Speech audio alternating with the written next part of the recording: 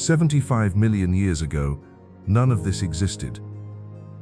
No mountains, no prairies, no monuments carved into granite, just water, a warm, shallow sea stretching from the Gulf of America to the Arctic, splitting North America in two. Then the sea vanished, and what it left behind became one of the most extraordinary landscapes on the continent, a place where the Earth itself keeps a record of time, where every layer of rock, every ridge, every crumbling cliff face tells a story that most travelers never hear. This is South Dakota. Most people know the name. They picture 4 presidents carved into a mountain, maybe the Badlands, maybe a stretch of empty highway disappearing into the plains. But that picture barely scratches the surface. Beneath this state lies the largest collection of mammoth bones ever found in one place on Earth. Entire species that science never knew existed were pulled from these rocks. A canyon older than the Grand Canyon hides in the Black Hills, and a 50-foot steel statue of a native woman stands guard over the Missouri River, her star quilt shimmering in the wind.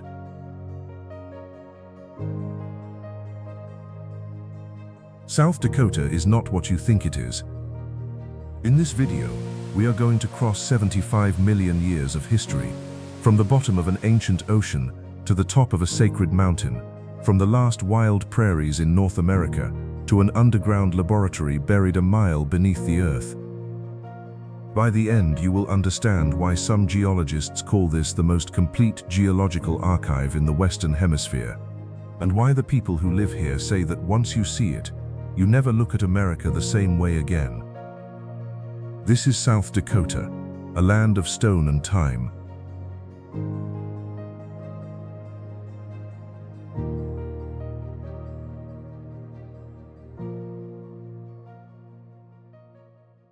To understand South Dakota, you have to go back, not centuries, not thousands of years, millions.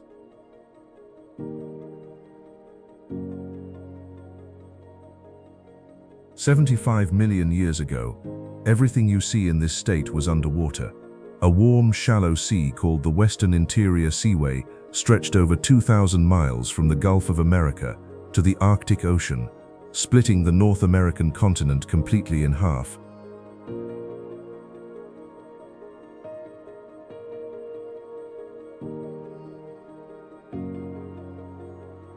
This was not a narrow channel. At its widest, the seaway reached over 600 miles across. Giant marine reptiles called mosasaurs patrolled these waters. Ammonites drifted through the currents. Plesiosaurs hunted in the shallows.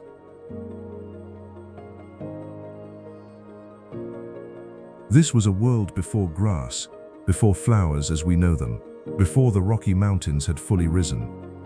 Then, slowly, the world changed.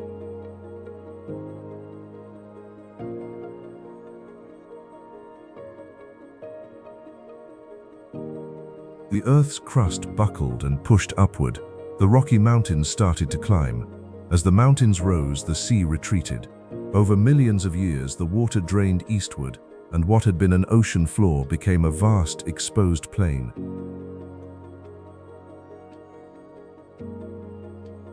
Rivers flowing from the young Rockies carried enormous amounts of sediment across this new landscape.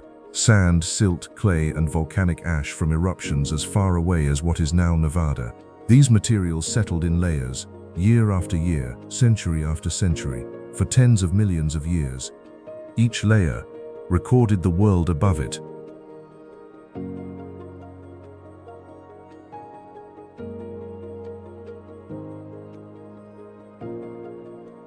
Subtropical forests, volcanic winters, shifting rivers, the rise and fall of entire species, all of it pressed into colored bands of rock, stacked like pages in a book.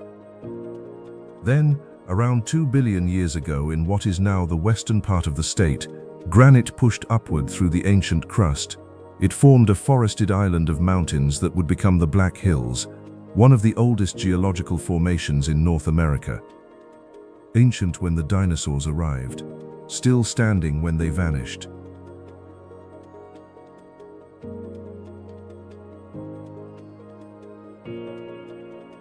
result is a state built on deep time, a landscape where 2 billion-year-old granite sits next to 75 million-year-old seabed, where Ice Age sinkholes hide beneath modern parking lots, where erosion reveals new fossils with every rainstorm.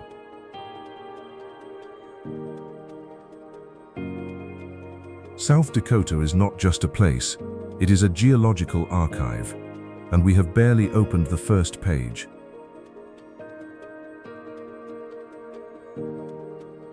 But the Badlands are not the only place in South Dakota where the ancient dead are rising.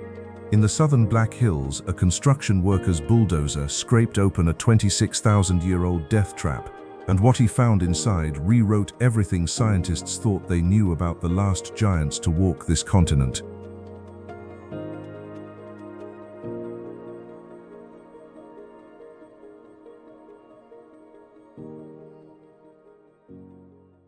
In the southern Black Hills, near the town of Hot Springs, there is a building that sits on top of a 26,000-year-old death trap.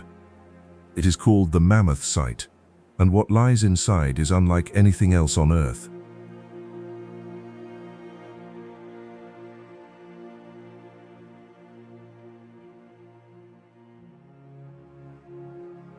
The story begins with a sinkhole. Around 26,000 years ago, a limestone cavern beneath the surface collapsed, creating a steep-sided pit roughly 120 feet wide. Warm groundwater seeped in from below, filling the hole with water and turning it into a kind of natural hot spring surrounded by lush vegetation.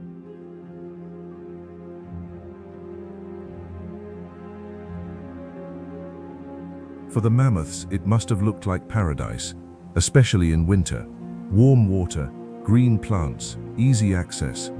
But the sides were steep and slippery, and once a mammoth walked in, it could not climb back out.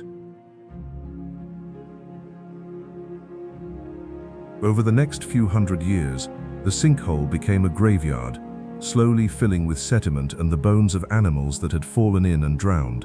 Then the water dried up, the sediment hardened, and the whole site was buried and forgotten.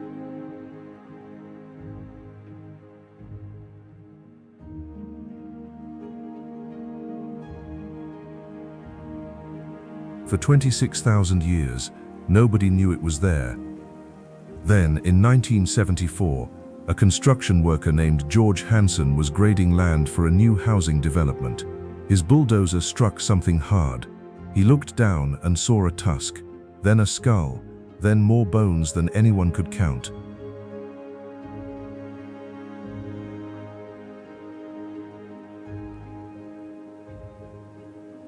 What he had uncovered was the largest collection of mammoth remains ever found in one place in the Western Hemisphere. To this day, the remains of 61 mammoths have been excavated from the site, 58 Columbian mammoths and 3 woolly mammoths. It is the only known site where both species have been found together.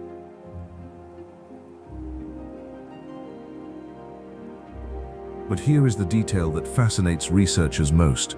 Almost every mammoth found in this pit was a young male. Scientists believe that, like modern elephants, young male mammoths were expelled from their herds and forced to wander alone.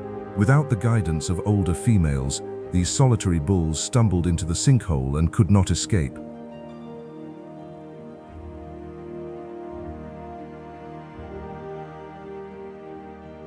The Mammoth Site is still an active dig. Excavation continues every year. The bones remain exactly where they were found, embedded in the clay, still being carefully revealed.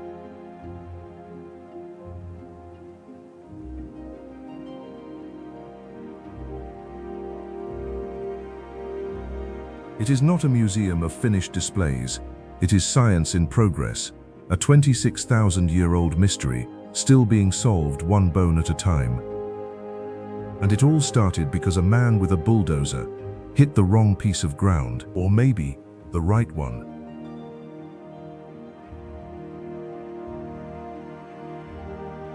The mammoths came to these hills seeking warmth and shelter, but long before they arrived, long before anything with a spine walked this earth, the mountains themselves were already ancient, and to one nation of people, those mountains were never just rock and pine. They were the heart of everything that is. a place where the earth itself breathes.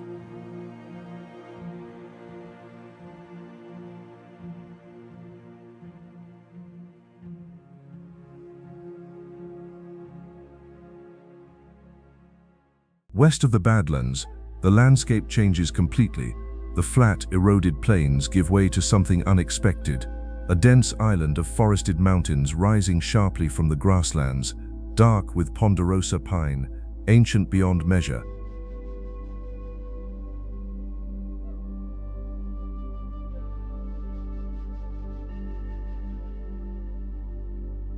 These are the Black Hills.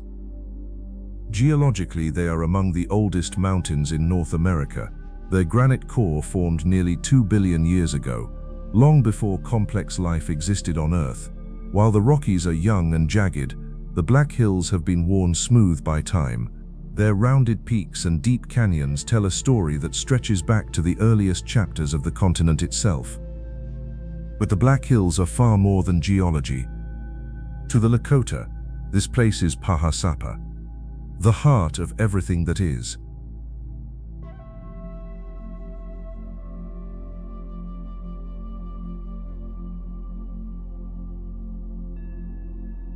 For the Lakota, the Cheyenne, and other Plains nations, the Black Hills are the geographical and spiritual center of their world.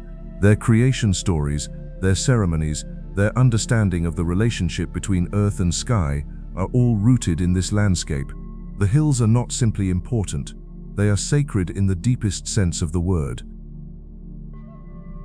And at the southern edge of the Black Hills lies a place that holds perhaps the most profound significance of all: Windcave.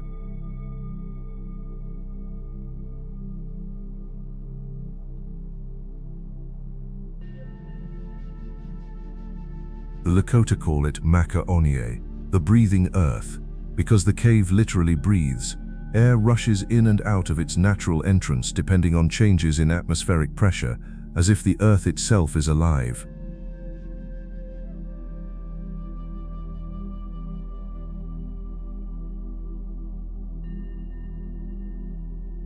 Windcave is the 6th longest cave in the world, with over 170 miles of explored passages. It contains 95% of the world's known boxwork formations, rare honeycomb-shaped calcite structures that exist almost nowhere else.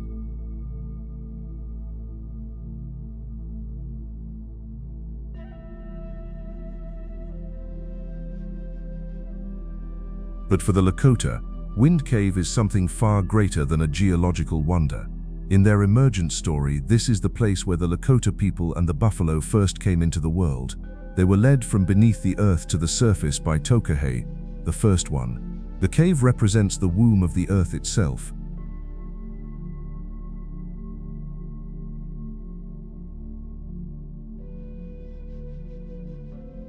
The buffalo emerged alongside the people, and that shared origin established the sacred bond between the Lakota and the buffalo that defined their entire way of life for centuries.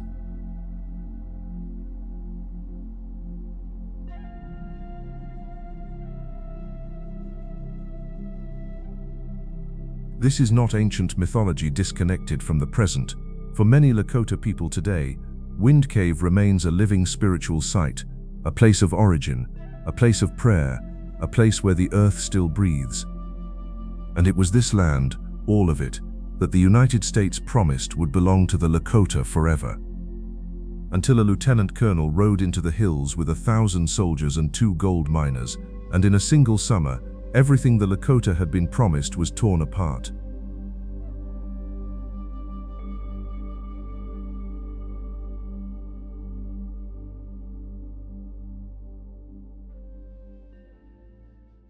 In 1868, the United States government signed the Fort Laramie Treaty. It was supposed to end years of conflict. The treaty recognized the Black Hills as part of the Great Sioux Reservation, belonging exclusively to the Lakota people. No unauthorized person could enter. The land was theirs. The promise lasted 6 years.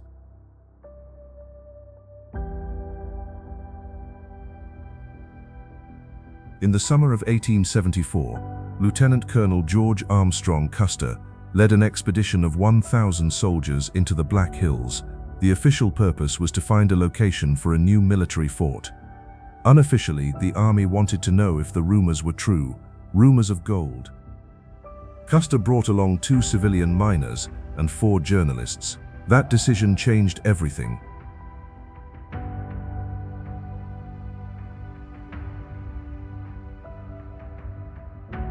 On August 2nd, near present-day Custer, South Dakota, the miners reported finding gold in French Creek.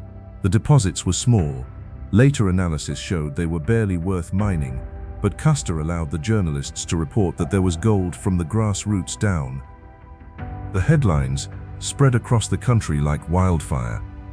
Within months, thousands of prospectors were flooding into the Black Hills, in direct violation of the treaty. The army tried to keep them out. It could not, or would not.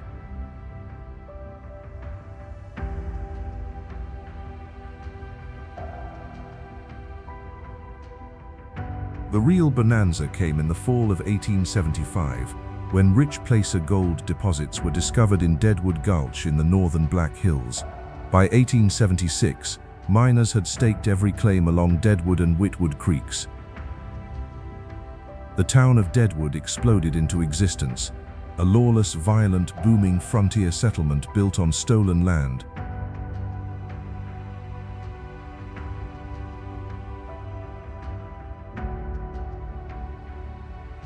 On April 9, 1876, Fred and Moses Manuel discovered the Homestake Lode near the town of Lead. It would become one of the most productive gold mines in history, producing 10% of the world's gold supply over the next 125 years.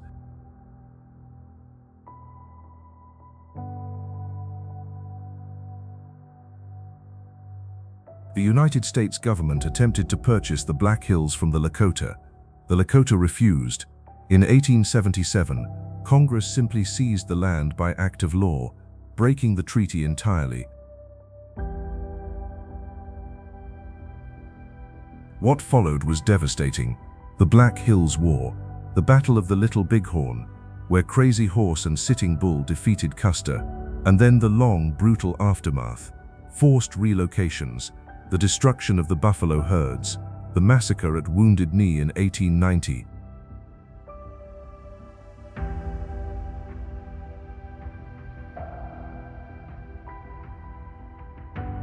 In 1980, the United States Supreme Court ruled that the Black Hills had been taken illegally. The court called it a ripe and rank case of dishonorable dealings. It offered the Lakota financial compensation. The Lakota refused. The settlement, now worth well over $1 billion with accumulated interest, sits untouched in a government account. The Black Hills are not for sale. That statement echoes through every canyon, every ridge, every sacred site in these mountains, and it echoes loudest between 2 granite peaks only 17 miles apart, where 2 civilizations carved their heroes into the same stolen stone and created 2 of the most powerful monuments in America.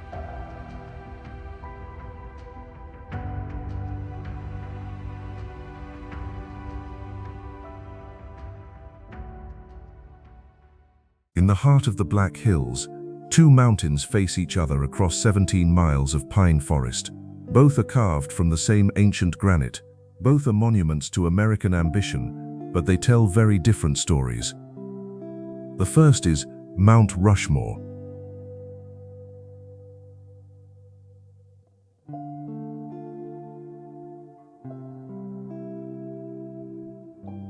The idea came from Doane Robinson, South Dakota's state historian, who wanted a sculpture in the Black Hills to draw tourists to the region.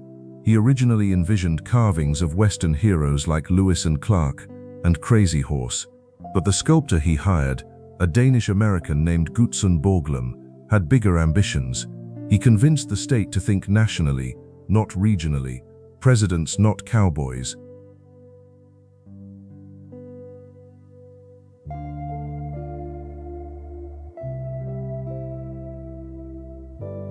Borglum chose Mount Rushmore for its southeast-facing granite, which would catch the sun most of the day.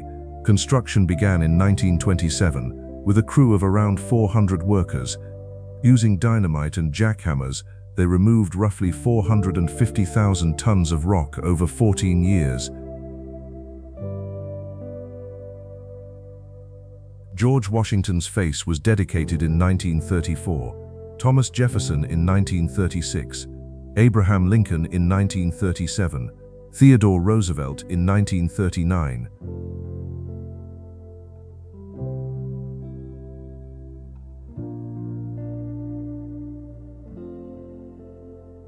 Borglum died in March 1941, before the memorial was complete.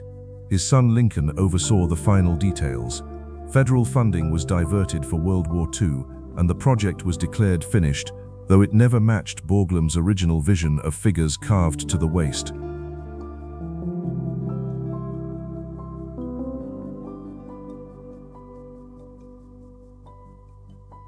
Today, more than 2 million visitors come every year. It is one of the most recognized images in the world. But Mount Rushmore sits on land that was sacred to the Lakota long before Borglum arrived. The mountain they call Six Grandfathers. That tension has never been resolved.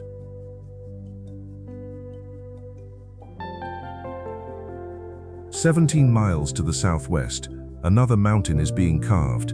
It has been under construction since 1948, and it is far from finished."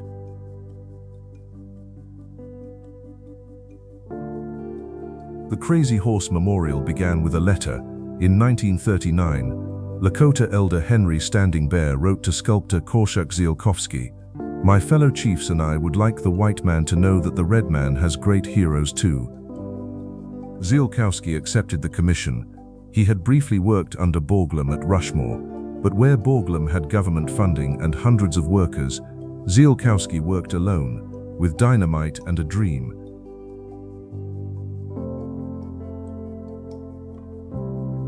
He refused all federal funding. He dedicated the rest of his life to the mountain. When he died in 1982, his wife Ruth and 7 of their 10 children continued the work.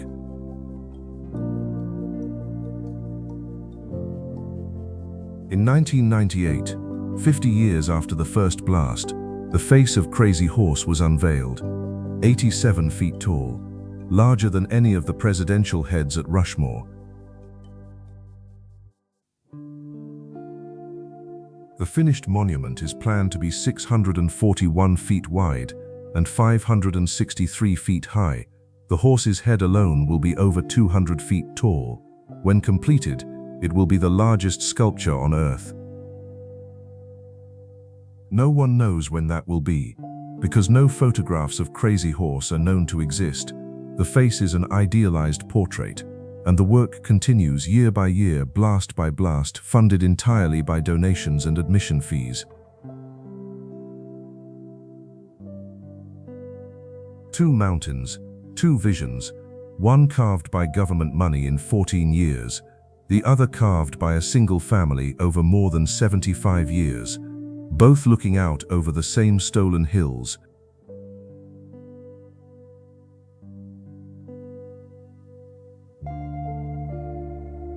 But these mountains only reveal what humans have built. In the northern Black Hills, nature carved its own monument, a canyon so ancient and so beautiful that Frank Lloyd Wright called it more miraculous than the Grand Canyon, and almost nobody has heard of it.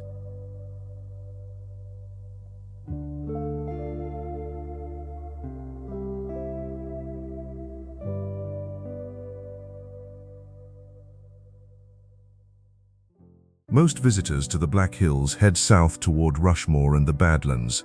Very few know what waits in the north.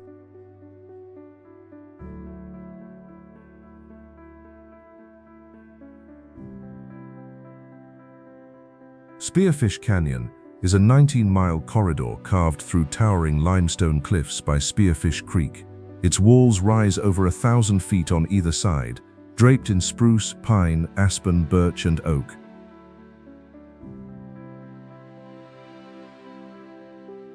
Frank Lloyd Wright saw this canyon once and said he could not understand how Americans had heard so much about the Grand Canyon, but so little about this place. He called it more miraculous.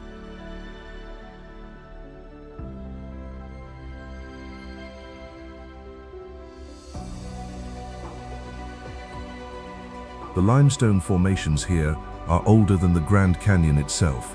They were carved not by a mighty river over millions of years, but by a single creek, patient and persistent, cutting through ancient rock 1 inch at a time.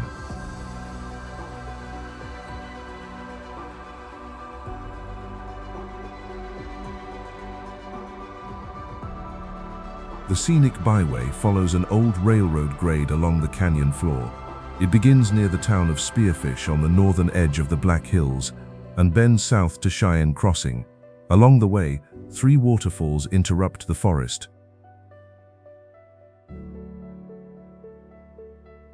Bridal Veil Falls drops 60 feet down a sheer cliff, visible right from the road. A short wooden viewing platform gives you a front row seat to the cascade. In spring, the water thunders. By late summer, it slows to a silver veil.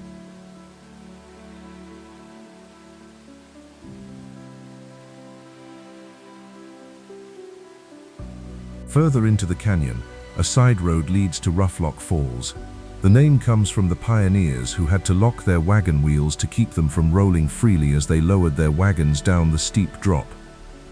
The falls here cascade across multiple tiers of rock, surrounded by forest so thick and green that visitors say it feels like stepping into a rainforest. And just behind the Latchstring restaurant in the tiny town of Savoy, a short trail leads to Spearfish Falls, hidden in a lush gorge that most people drive right past without knowing it exists.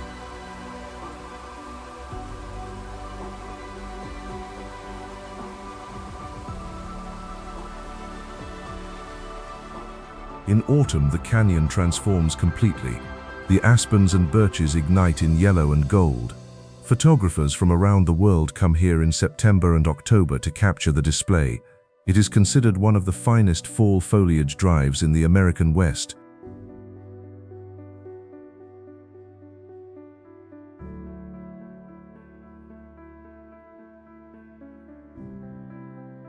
Just south of the canyon lies the town of Deadwood, where gold miners once clawed fortunes from the earth, and beyond Deadwood, the town of Lead, where the Homestake mine once burrowed almost 8,000 feet underground. That same mine now hosts something very different, but that is a story for later. Spearfish Canyon does not shout for attention. It does not need to. It simply waits, ancient and quiet, for those willing to take the detour.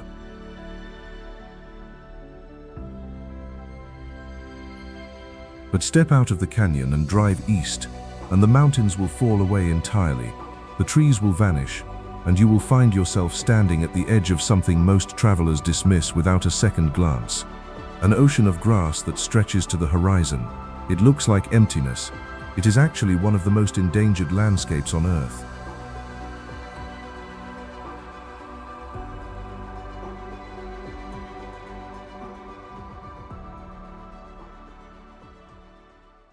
East of the Black Hills, the mountains fall away, the trees thin out, and then, suddenly, there is nothing but grass. An ocean of it, rolling to the horizon in every direction. This is the Great Plains, and in South Dakota, it holds one of the last intact stretches of native mixed grass prairie left in North America.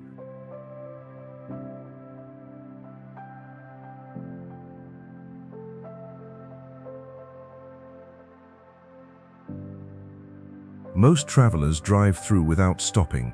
They see emptiness, a flat, featureless landscape, a place to get through on the way to somewhere else. They are looking at one of the most endangered ecosystems on Earth. Prairies once covered over 170 million acres of the Great Plains. Today, less than 4% of the original grassland remains.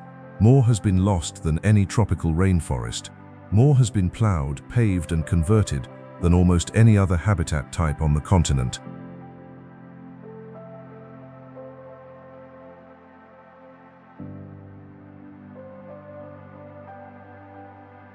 What survives in South Dakota is extraordinary.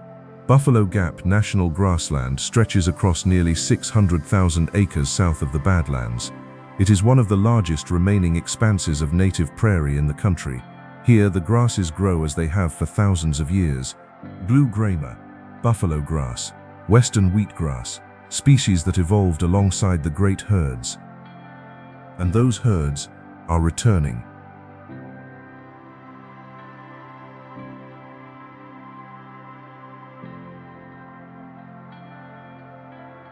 The American bison was driven to the edge of extinction in the 19th century.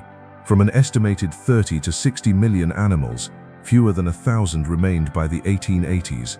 It was one of the most dramatic wildlife collapses in human history.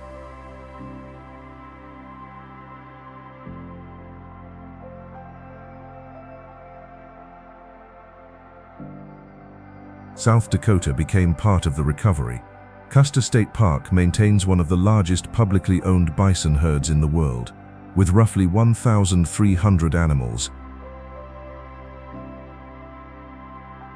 Every autumn, cowboys and vehicles drive the herd across the hills in the annual Buffalo Roundup, a tradition that draws thousands of spectators.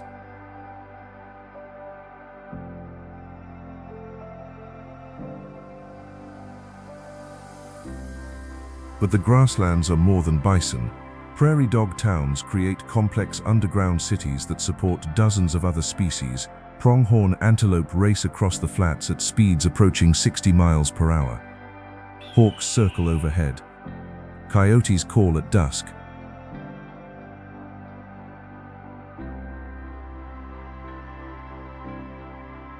This landscape is alive, quietly, persistently, stubbornly alive.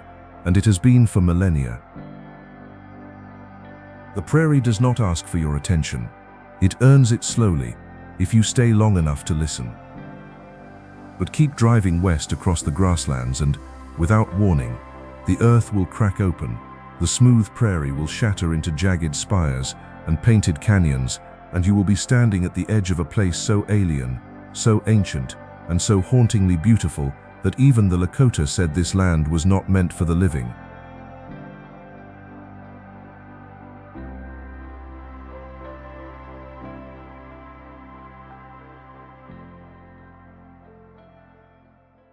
There is a moment, driving west on Interstate 90, when the prairie simply falls apart.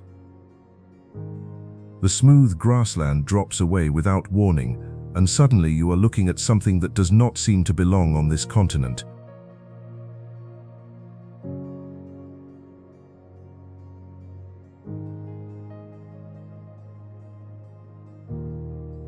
Jagged spires of banded rock, deep ravines streaked in red, yellow, pink and white, buttes that look like they belong on Mars. It is alien and ancient and strangely beautiful.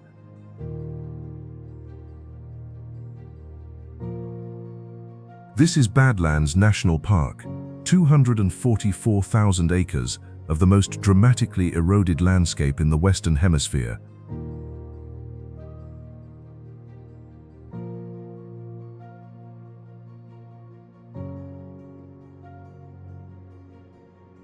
The formations here are made almost entirely of soft sedimentary rock, clay, silt, volcanic ash and sandstone, deposited layer by layer over millions of years after the western interior seaway retreated.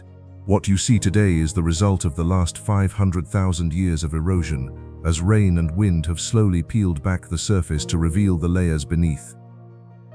And those layers are a paleontologist's paradise.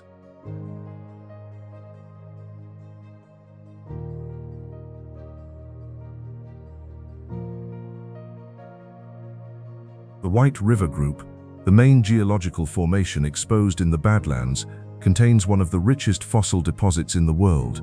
By the late 1990s, researchers had catalogued over 150 genera of ancient mammals here, early horses no bigger than dogs, rhinoceroses that roamed the plains 30 million years before humans arrived, giant pig-like creatures called Archaeotherium, saber-toothed predators.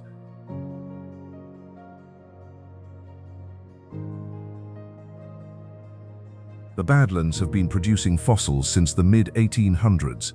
Even today, new specimens are regularly exposed by erosion. Every heavy rainstorm reveals something that has not seen daylight in tens of millions of years. But the park holds more than fossils and formations.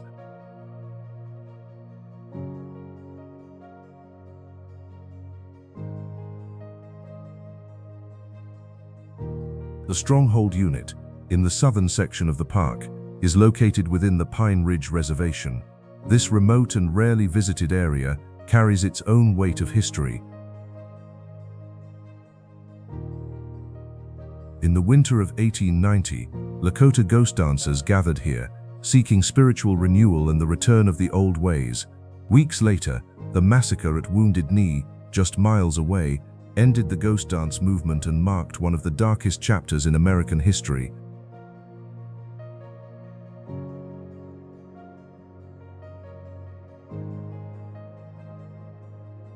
During World War II, the United States military used the Stronghold area as an aerial gunnery range. Remnants of that era, unexploded ordnance warnings and scarred earth, still mark the landscape.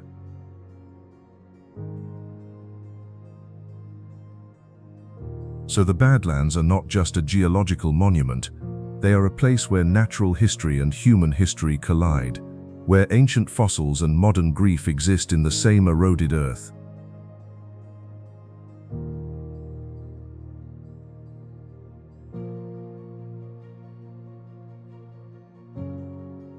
The formations erode at roughly 1 inch per year.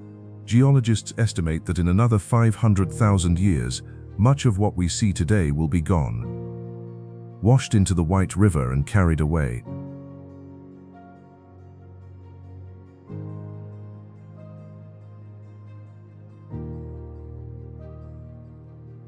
The Badlands are disappearing, slowly, inevitably, one rainstorm at a time, which makes them perhaps the most urgent landscape in America to see.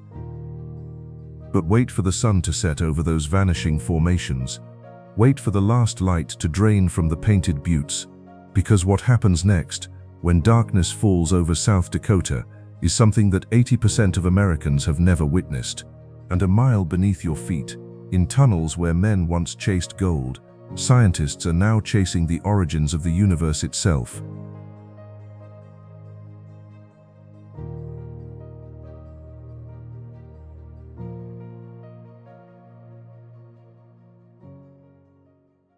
As night falls over the South Dakota prairie, something happens that most Americans have forgotten is possible.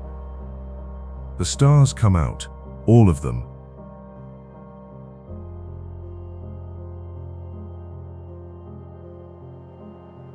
South Dakota is one of the least populated states in the country, roughly 12 people per square mile. In the western half, that number drops even lower, and when the sun sets over the Badlands or the grasslands, the absence of artificial light reveals a sky that most people alive today have never seen.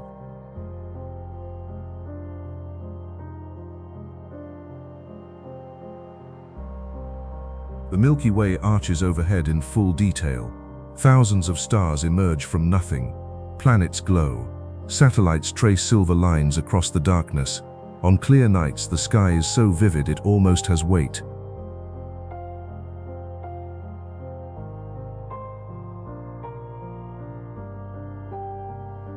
This is not just beauty, it is increasingly rare. Over 80% of Americans now live under light-polluted skies. Most children growing up in cities have never seen the Milky Way with their own eyes. Dark sky preserves have become some of the most sought-after destinations in the world, and South Dakota has some of the darkest skies remaining in the contiguous United States.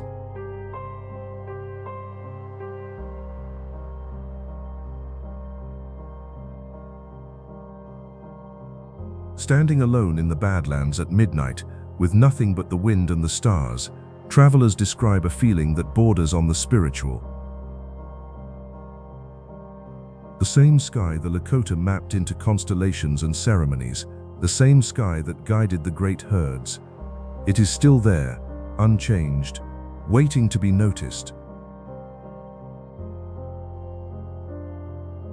But South Dakota does not only look up, it also looks down, far down. In the town of Lead, In the northern Black Hills, the old Homestake gold mine stretches nearly 5,000 feet below the surface. For over 125 years, it was the largest and deepest gold mine in North America. It produced more than 40 million ounces of gold before it closed in 2001. But the mine did not stay empty for long.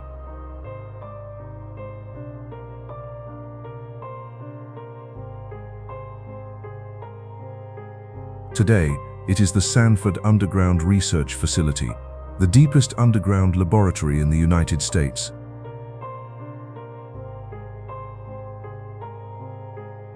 Merely a mile below the surface, physicists are running some of the most sensitive experiments in the world. They are searching for dark matter. They are studying neutrinos, ghostly particles that pass through your body by the billions every second without ever touching a single atom. The reason they work underground is simple. Cosmic radiation from the sun floods the surface of the Earth, creating noise that drowns out the faint signals these experiments need to detect. A mile of rock filters almost all of it out. Down there, it is 1,000,000 times quieter than the surface. In the 1960s, a chemist named Raymond Davis built a solar neutrino detector in the same mine. He filled a 100,000-gallon tank with dry cleaning fluid and waited.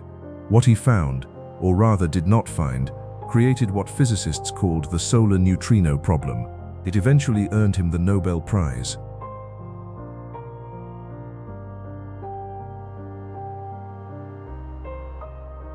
Now, a massive new experiment called the Deep Underground Neutrino Experiment is taking shape in caverns excavated at the 48-50-foot level. It will send a beam of neutrinos 800 miles through the Earth from a laboratory in Illinois to detectors in South Dakota. When complete, it will be the largest particle physics experiment ever built in the United States.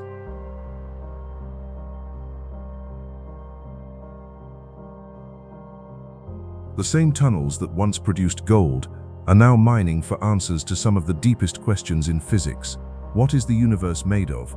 Why does matter exist? What happened in the first moments after the Big Bang?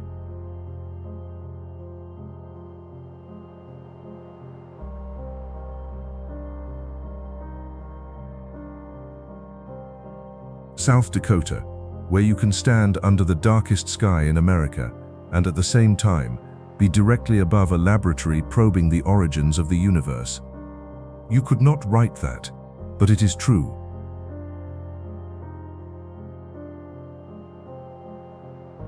The stars above, the science below, and in between the people. The ones who stayed when everyone else left. The ones who chose this land, or whose land chose them. Generations before anyone carved a president into a mountain or lowered a detector into a mine shaft. Their story is the one that holds all the others together.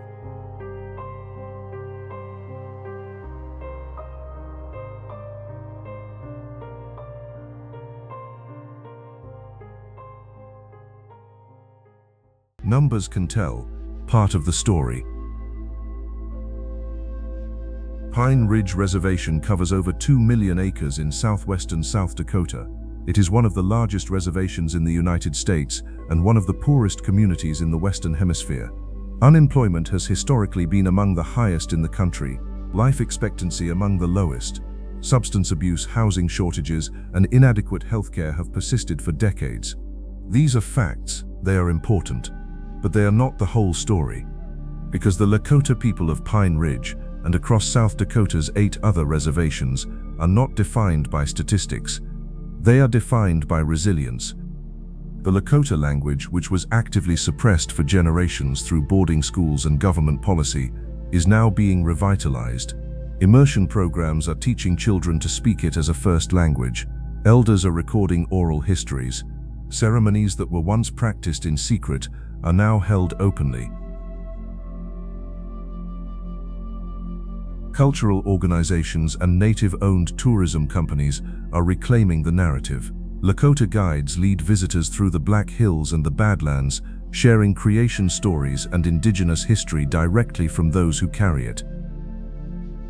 The stories are no longer filtered through outside voices.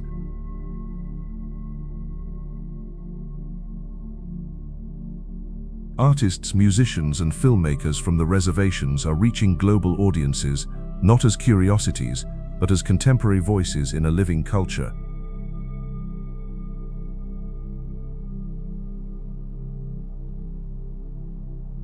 And then there are the ranchers. Beyond the reservations, South Dakota's identity is shaped by the people who work the land. Cattle ranching has been a way of life here for over a century. Families who have worked the same ground for 4 or 5 generations, people who understand drought, blizzard, and isolation the way city dwellers understand traffic.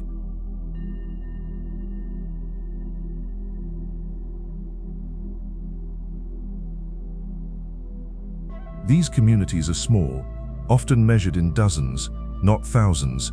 The nearest hospital may be an hour away, the nearest city several hours, yet people stay, or they leave and come back.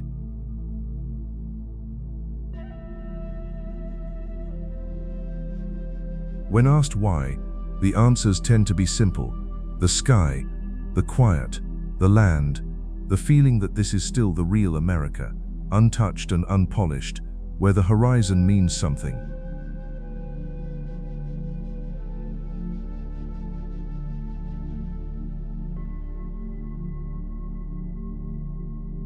South Dakota is not a place that makes life easy, but it is a place where the people who remain have chosen it, actively, deliberately, and that choice shapes everything about it.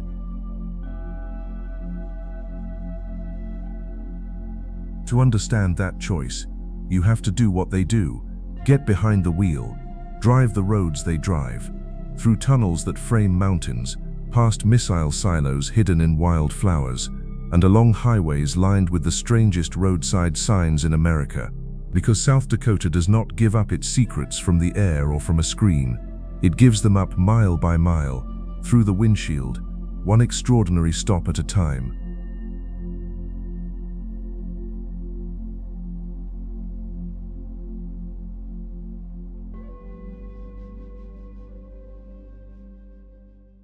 There is no better way to experience South Dakota than behind the wheel, and this state has some of the most extraordinary roads in America.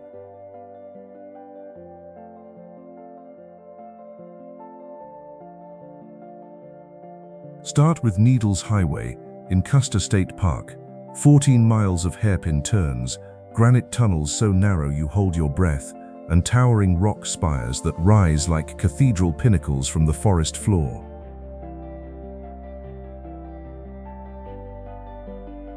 The road was never meant to be easy, it was meant to be unforgettable.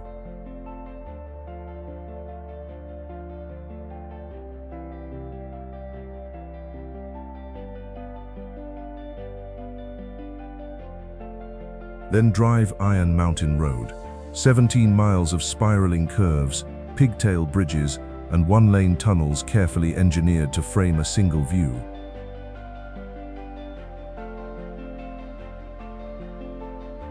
As you exit each tunnel, Mount Rushmore appears in the distance, perfectly centered in the opening. It is engineering as storytelling. But the roads are only part of it. Along Interstate 90, a stretch of seemingly ordinary prairie conceals one of the most unsettling relics of the 20th century. The Minuteman Missile National Historic Site preserves a Cold War-era launch facility and its underground control center. For decades, nuclear warheads sat silently beneath the South Dakota grassland, ready to launch in minutes. A chain of 150 missiles once lined this corridor. Most visitors had no idea they were driving directly over them.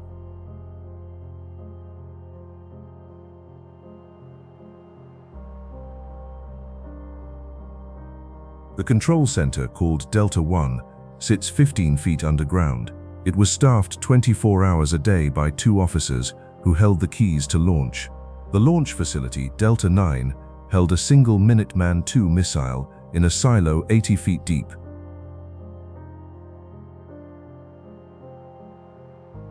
The contrast is surreal. Above ground, wildflowers and bison. Below ground, the machinery of annihilation.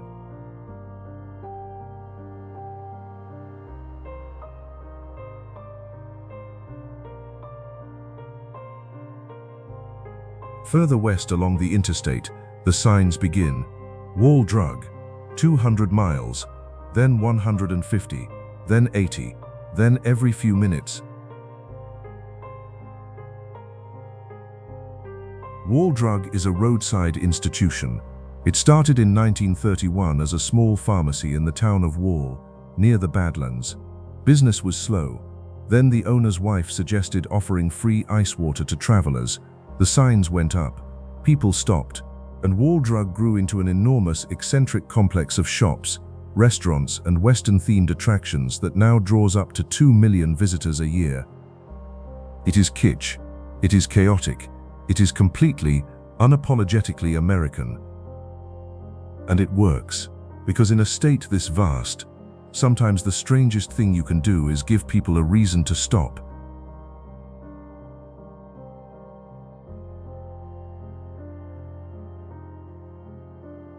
South Dakota rewards the road trip like few other places can, not with theme parks or resort towns, but with distance, space, silence, and the slow accumulation of extraordinary things encountered between the horizons.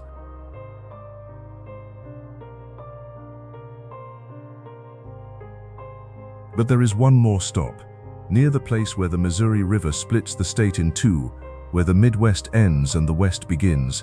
A 50-foot steel woman stands on a bluff above the water. Her star quilt catches the wind, and she holds together everything this journey has uncovered.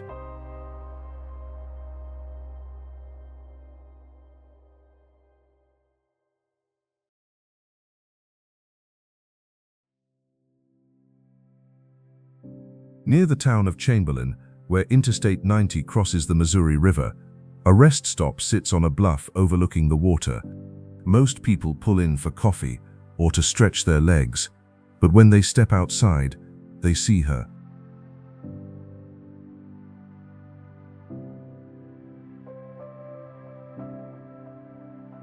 Dignity, a 50-foot-tall stainless steel sculpture of a native woman in a traditional plain-style dress. She stands on the bluff, gazing east across the Missouri. Her arms are outstretched, holding a star quilt made of 128 blue diamond shapes that move independently in the wind, catching the light.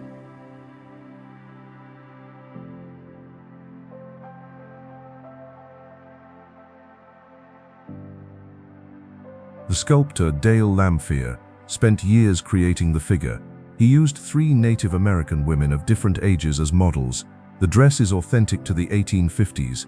The quilt is a symbol of honor and respect in Lakota and Dakota culture.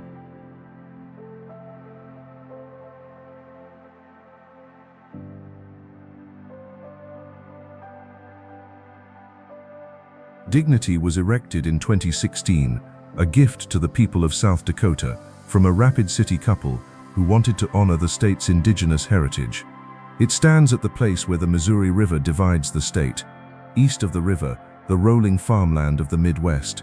West of the river, the open rangelands and badlands of the Great Plains.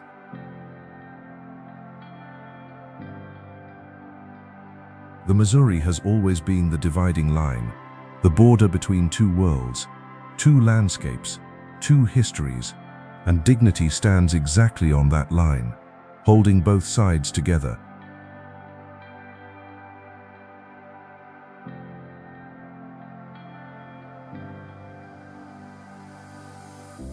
Below the bluff, the river moves as it has for centuries, the same water that Lewis and Clark followed, the same current that carried fur traders and steamboats and the hopes of settlers heading west, the same flow that was dammed in the 1950s and 60s, flooding Lakota land and breaking yet another set of promises.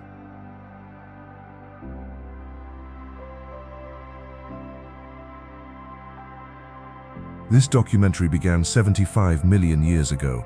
At the bottom of an ancient sea, we crossed through geological time, through the emergence of mammals and the death of giants, through sacred mountains and broken treaties, through gold rushes and ghost dances, through prairies where the last wild bison run, and tunnels where physicists chase particles through the dark.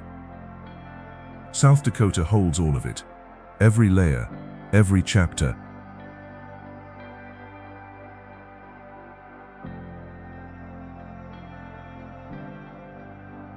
state is not large in population. It is not famous for its cities. It does not compete for attention the way other American destinations do. But no other place in America offers this, a landscape where time is visible, where you can touch rock that is older than most life on Earth, and stand in a town that did not exist 150 years ago, where a mountain carved with presidents faces a mountain carved with a warrior, where a mammoth graveyard lies just down the road from a particle physics laboratory.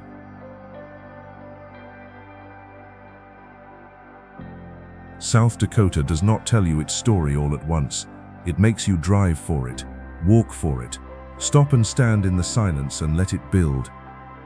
And when you finally see it, all of it, from the Badlands at sunrise to the Black Hills at dusk, from the prairie under stars to the dignity statue glowing above the river at night, you understand something that most travelers never do. This is where America remembers what it is. Stone and time, earth and sky, past and present, all of it held together in the wind,